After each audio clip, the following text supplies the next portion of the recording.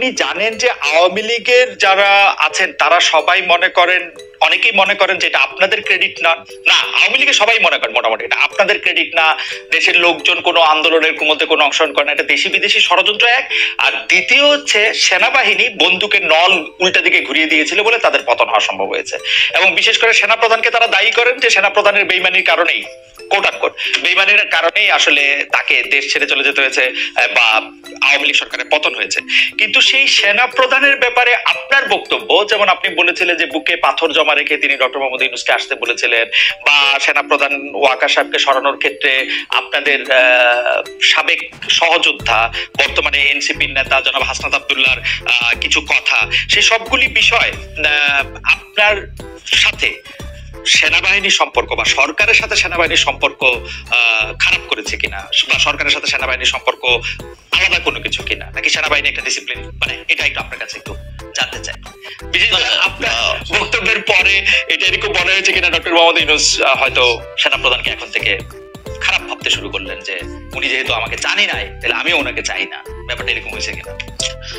সেনাবাহিনীর সাথে সরকারের কিংবা আমাদের তো কোনো বিরোধ নাই। সেনাবাহিনীর সাথে বরং আমরা মনে করি যে 5ই আগস্টের এবং এর পূর্ববর্তী গণঅভ্যুত্থানের সময়টাতে জুনিয়র অফিসার সহ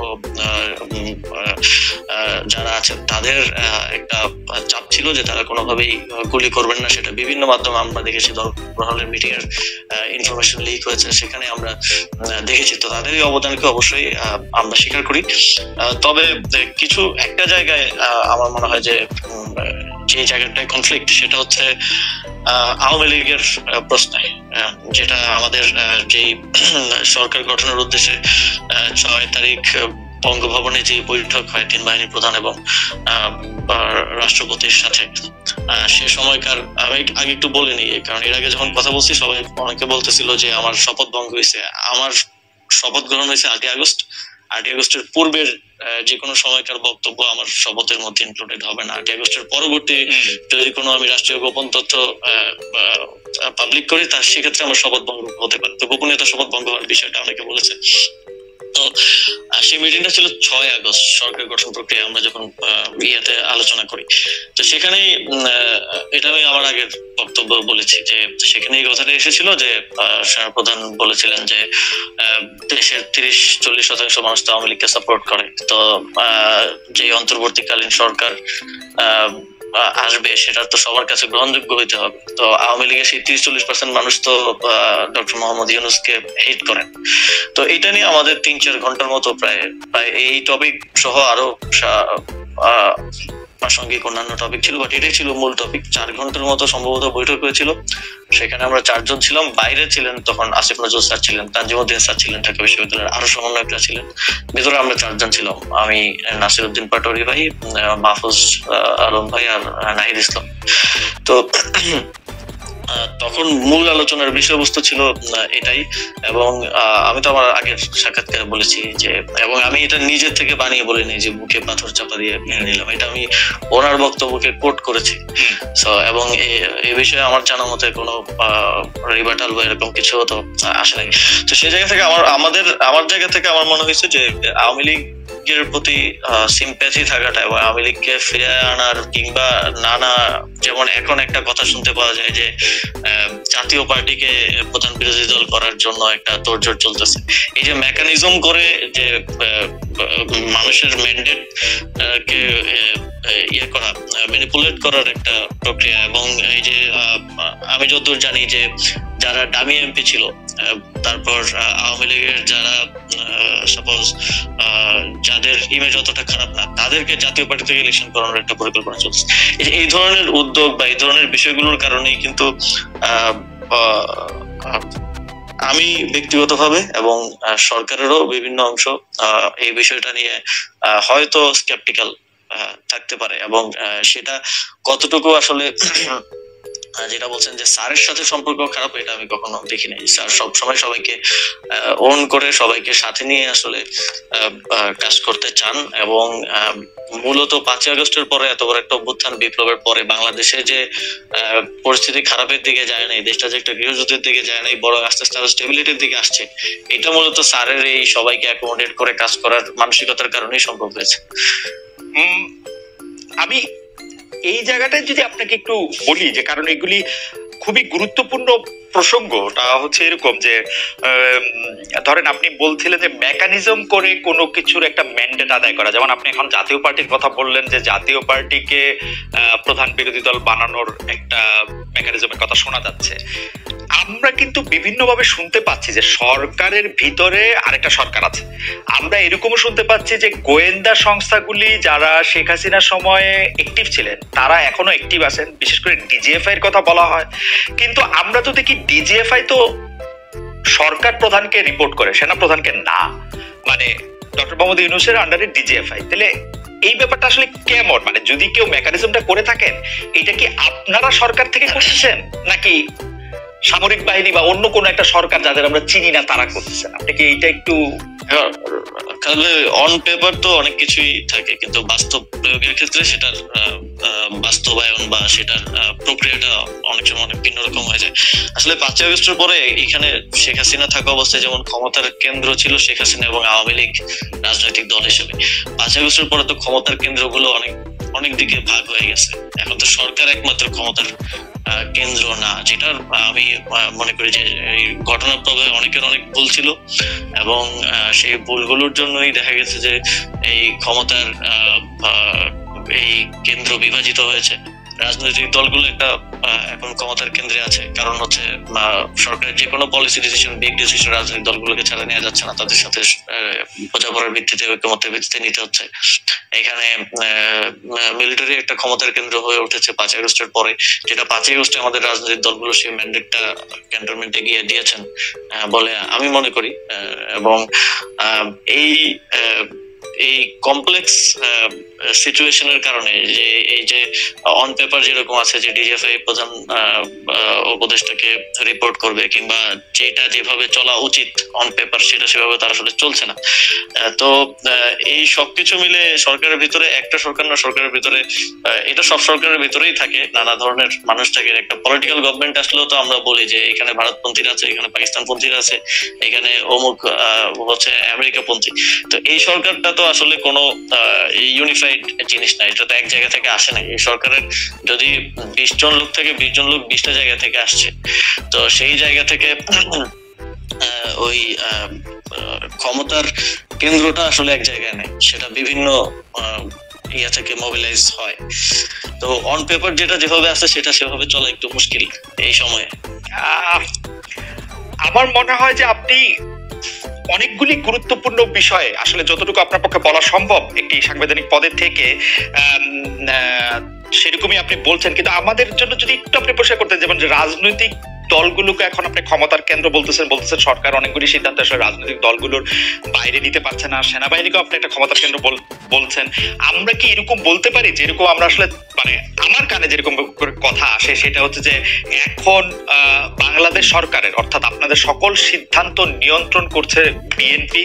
আমরা কি এরকম ভাবে বলতে পারি যে আসলে জেনারেল ওয়াকারের পদপদবীর দিক দিয়ে তিনি আপনাদের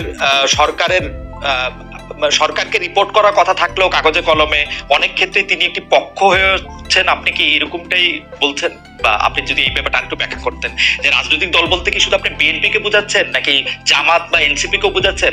ক্ষমতার কেন্দ্র সামরিকায়ন বলতে কি আপনি জেনারেল ওয়াকারকে বোঝাচ্ছেন নাকি জেনারেল ওয়াকারেরও আয়ত্তের বাইরে এরকম কোনো কিছুর কথা আপনি বলছেন, কোনো বাইরের রাষ্ট্রের?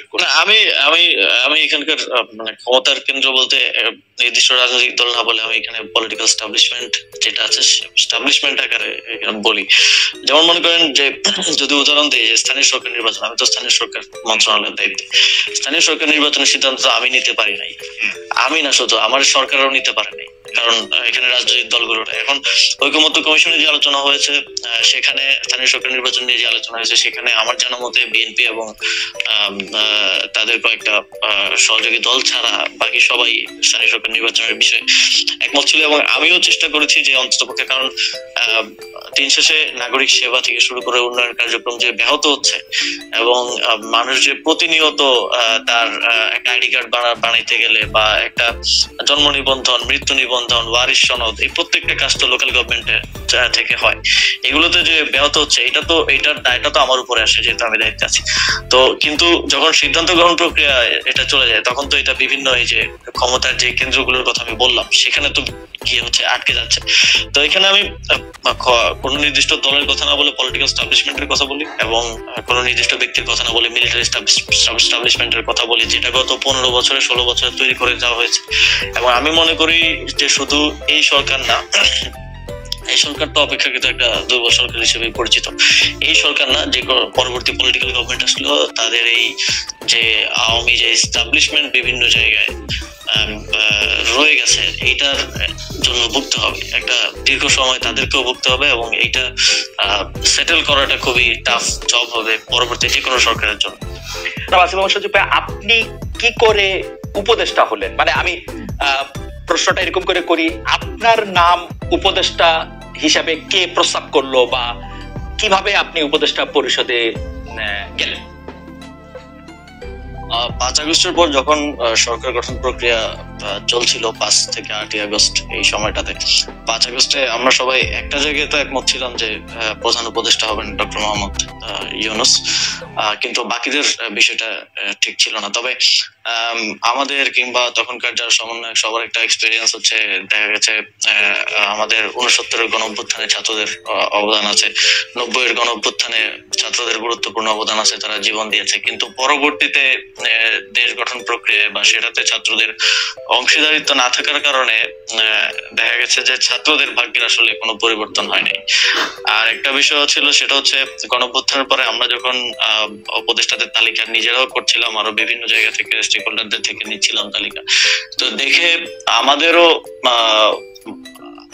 অতটা শিওর হতে পারছিলাম না, কারণ আমরা তো তাদেরকে ব্যক্তিগতভাবে চিনতাম না, আমরা হয়তো টিভিতে দেখেছি বা অনেককে দেখি, অনেক শিওর হতে পারছিলাম না যে তারা কতটুকু গণঅভ্যুত্থানকে ধারণ করে কাজ করবে। তো সেই জায়গা থেকে আমার যত মনে পড়ে 6 কি 7 আগস্ট টিএসসি তে আমাদের 158 জন সমন্বয়ক সহ আরো যারা গুরুত্বপূর্ণ ভূমিকা রেখেছিল তাদেরকে নিয়ে একটা বৈঠক ছিল।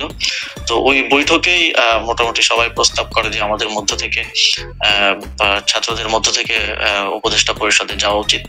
এবং সেখানে যদিও বাকি স্টেক হোল্ডারদের থেকে, যেমন তখন সেনাবাহিনী একটা স্টেক হোল্ডার ছিল, তারপরে রাজনৈতিক দলগুলো স্টেক হোল্ডার ছিল, তো উপদেষ্টা পরিষদে যাওয়া উচিত। তো সব দিক থেকে ইয়ে হচ্ছিল যে 2 জন গেলে তারপরে সেখানেই সবাই মিলে সিদ্ধান্ত নেয় যে নাহিদ ভাই এবং আমি উপদেষ্টা পরিষদে যাব প্রাথমিকভাবে। পরবর্তীতে তো মাহফুজ ভাই মাননীয় প্রধান উপদেষ্টার বিশেষ সহকারী হন এবং পরবর্তীতে উপদেষ্টা হন। সেটা কি 158 জন সমন্বয়ক যারা ছিলেন তারা নাম প্রস্তাব করে সেটা ঠিক করেছেন? মানে সেটা কি কোনো ভোটাভুটির মাধ্যমে নাই? সমন্বয়কদের মধ্যে যারা উপস্থিত ছিলেন সবার মোটামুটি ঐকমত্যের ভিত্তিতেই আমরা যাই। ওকে, উপদেষ্টাদের তালিকার কথা আপনি বলছিলেন, সেই উপদেষ্টাদের তালিকা কার কার কাছ থেকে আসছিল? আপনারা মানে এই কারা উপদেষ্টা হবেন সেই সিদ্ধান্ত কি আপনারাই নিচ্ছিলেন? মানে যারা আমরা একটা প্রক্রিয়ার মধ্য দিয়ে গিয়েছি, সে সময়টায় আমরা একটা লিয়াজো কমিটি করেছি, আপনি যদি মনে করতে পারেন। সেটা লিড দিচ্ছিলেন আমাদের বর্তমান উপদেষ্টা মাহফুজ আলম এবং আরো 4-5 জন যারা বিভিন্ন সোসাইটির বিভিন্ন সেক্টরের সাথে বিভিন্নভাবে সম্পৃক্ত ছাত্রদের মধ্য থেকেই। তো ওনারা মিলেই বিভিন্ন স্টেক হোল্ডারদের সাথে, যেমন বিএনপির সাথে আলোচনা হয়েছে উপদেষ্টা পরিষদ নিয়ে, আমাদের মাননীয় প্রধান উপদেষ্টা ডক্টর মোহাম্মদ ইউনূস স্যার একটা লিস্ট পাঠিয়েছিলেন আমাদের কাছে, সেখান থেকে ইনক্লুড হয়েছে, স্যার নিজে অনেক ইনক্লুড করেছেন। তো সবকিছু মিলিয়ে একটা উপদেষ্টা পরিষদ প্রাথমিকভাবে গঠিত হয়েছিল, পরবর্তী বিভিন্ন সময় সেটা আরো বর্ধিত হয়েছে। তার মানে হচ্ছে যে আপনারা বিএনপির একটা লিস্ট, জামাতের একটা লিস্ট, প্রফেসর ডক্টর মোহাম্মদ ইউনূসের একটা লিস্ট, সবগুলি নিয়েই মোটামুটি ভাবে আমরা যেটা আপনাদের কাছ থেকে জানতে পেরেছি বিভিন্ন সময়, বা উপদেষ্টারাও বলেছেন যে একটা সবগুলি নামের মধ্যে থেকে যে নামটা কমন বা যে নামটা নিয়ে বিতর্ক সবচেয়ে কম, এরকম নামগুলি আপনারা খুঁজছিলেন। ফাইনালি আপনারা যে উপদেষ্টা পরিষদটা পান, সেই উপদেষ্টা পরিষদটা যে সময় আপনি শপথ নিলেন, যাদেরকে দেখলেন বা তাদের নাম শুনলেন, সেটা নিয়ে আপনারা মোটামুটি সন্তুষ্ট ছিলেন সেই সময়? এখন পর্যন্ত আসলে সত্যি কথা বলতে গেলে সেই উপদেষ্টা পরিষদের 50-60% মানুষকে আমরা চিনি, আর এর বাইরে অনেককে হয়তো আমরা চিনিও না, কিন্তু ঐকমত্যের ভিত্তিতে বা আমরা সোশ্যাল মিডিয়া কিংবা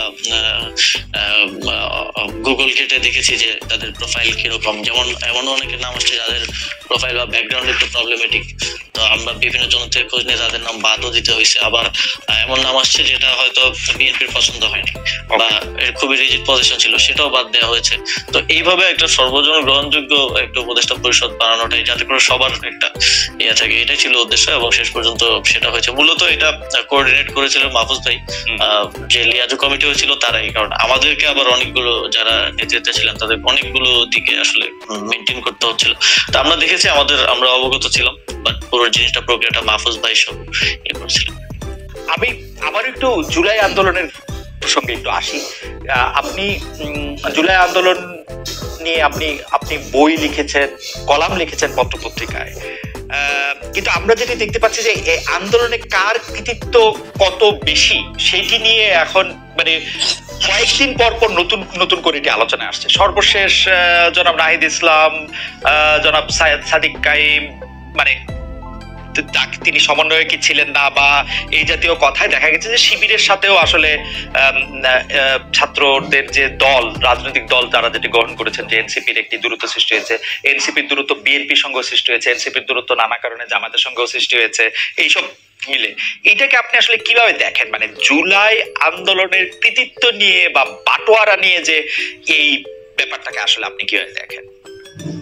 অনেক সময় সরকারের প্রচন্ড সমালোচনা করা হচ্ছে, কোন সময় কিংস পার্টি বলে, কোন সময় এটা বলে, সেটাও যদি মাথা থেকে বলেন। জি, সবার তো হচ্ছে মানে দৃষ্টিভঙ্গি এবং লেন্স তো একরকম না। মনে করেন আমি যখন জুলাই গণঅভ্যুত্থান সংঘটিত হয়, সবচেয়ে গুরুত্বপূর্ণ 10টা দিন আমি ডিটেনশনে ছিলাম। তো ওই সময়ের স্টোরিটা আমিও আরেকজন থেকে আমার শুনতে হয়েছে।